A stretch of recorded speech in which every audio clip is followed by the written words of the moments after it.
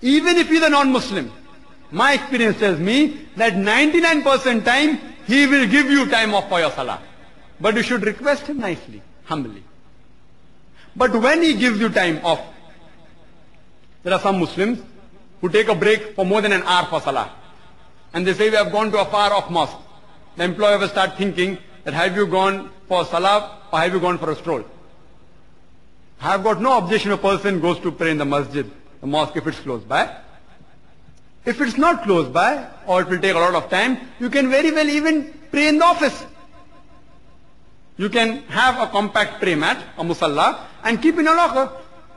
As I mentioned in my talk, our beloved Prophet said, it's mentioned in Sahih Bukhari, volume number 1, in the book of Salaah, chapter number 56, hadith number 429, that the earth has been made for me and my followers as a masjid, as a place for doing sujood. Therefore, when the time for prayer is up, you can pray.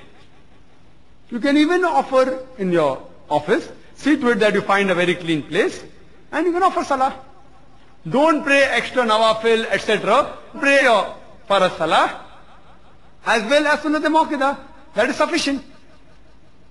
But there are some people who, when they go to offer salah, and if they find that picture is obstructing them for salah, they take out the picture.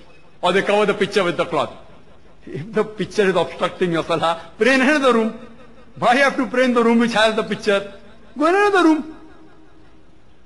Then there are some people who in a non-Muslim office, they want to make a jamaat. I have got no objection if you make a jamaat. But see to it that all the Muslim employees in that office don't leave the work simultaneously so that the office work comes to a standstill. You can very well pray in several jamaat. As if you see, it's mentioned in Sahih Bukhari, volume number 1, in hadith number 6 to 7, in the book of Adhan, chapter number 35. It says that even a jamaat can be made by 2 people. Even 2 people are sufficient for jamaat. So if you work in non-Muslim atmosphere, don't put the office work at standstill. Offer in various jamaats. And if a person, if a Muslim works dedicatedly, honestly, no employer, even if he is a non-Muslim, will prevent you from a break for offering salah.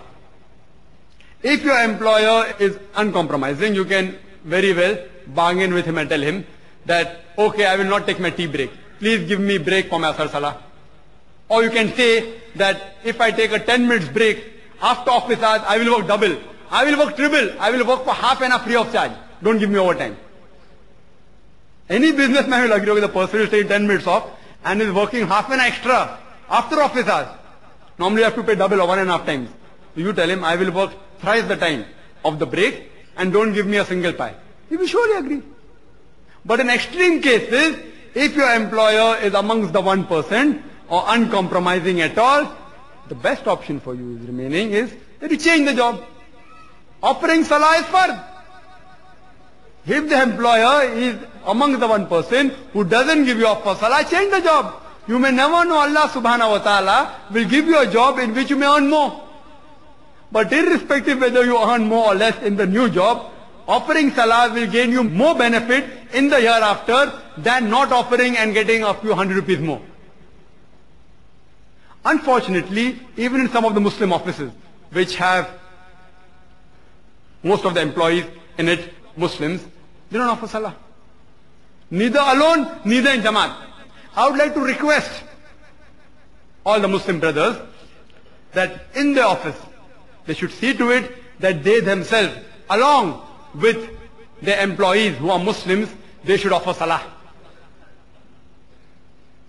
And there are always ways in which you cannot disturb your office work and yet offer salah. In fact, in the long run, if you offer salah along with the employees, it will help you in your business and you will make more profit. Hope that answers the question.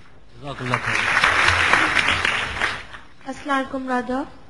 Are women allowed to pray in the mosque?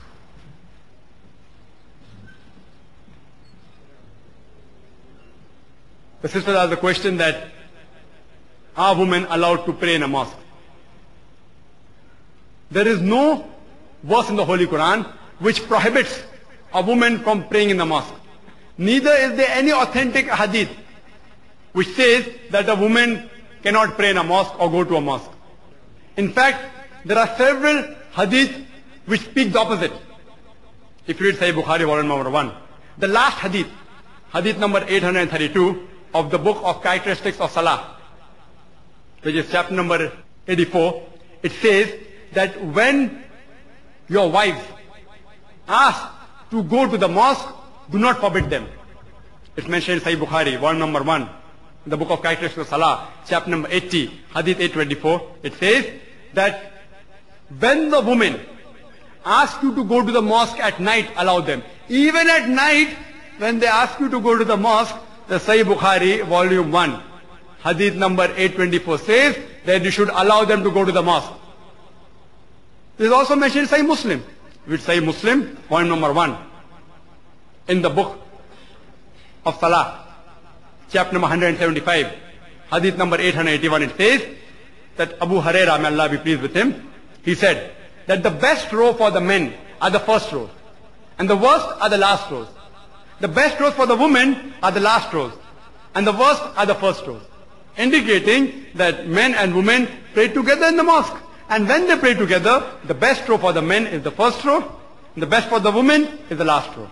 The worst for the men is the last row, and worst for the women is the first row. There are several hadith. If you read Sahih Muslim, volume number 1, in the book of Salaah, chapter 177, hadith number 884, it says that do not prevent the servants of Allah subhanahu wa ta'ala to go to the mosque.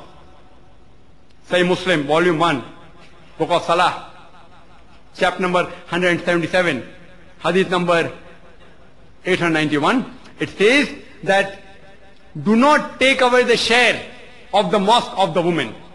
That means during the time of the Prophet, the women did go to the mosque and Prophet never prevented them from entering the mosque. But whenever women enter the mosque, there should be equal and separate facility in the mosque. There should be no intermingling of the sexes, like how you have in the other place of worship. Otherwise, people will go more for East-teasing than to worship Allah subhanahu wa ta'ala.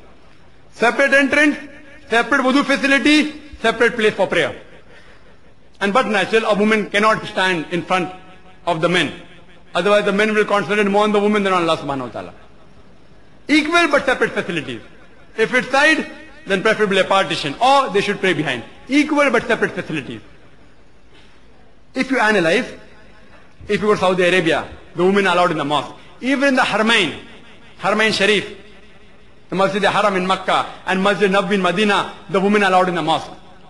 You go to America, women are allowed in the mosque. You go to UK, women are allowed in the mosque. You go to South Africa, women are allowed in the mosque. Women are allowed in the mosque in almost all parts of the world. It's only in India that most of the mosques do not give permission for the women to enter.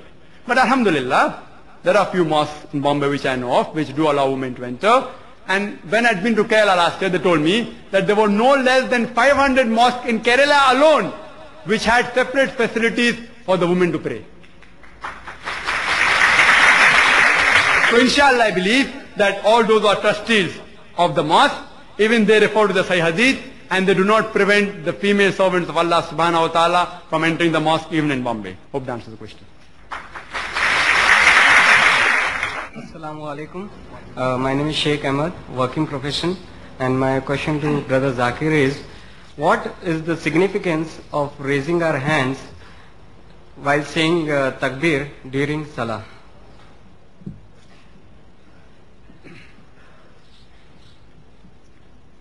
The brother asked the question that what is the significance of raising the hands when we say takbir in Salah. Hands are a symbol of power and force. When we Muslims raise the hand in Salah, it mainly signifies three things. First, we are submitting to Allah subhanahu wa ta'ala.